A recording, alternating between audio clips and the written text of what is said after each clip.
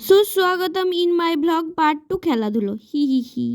ছোট থেকেই বাংলা মিডিয়ামের স্টুডেন্ট, ইংলিশটা তো একটু কাঁচা হবেই, তাই না? এখন শুরু হয়ে গেছে আমাদের জ্যাভলিন, শর্টপুটের মতো খেলাধুলা, কিন্তু এতেও আমরা অংশগ্রহণ করিনি। তারপর এখানে আমরা দেখতে চলে এলাম স্পুন রেস, যেটাকে আমরা পাতি বাংলায় মার্বেল চামচ দৌড় বলে থাকি। সবাইকে আমি ইনস্ট্রাক্ট করছিলাম যে কিভাবে তারা চামচটা মুখের মধ্যে ঢোকাবে। সব কিছু শুধু দেখেই যাচ্ছিলাম, কোনোটাতেই অংশগ্রহণ নেওয়ার বিন্দুমাত্র ইচ্ছে আমাদের ছিল না।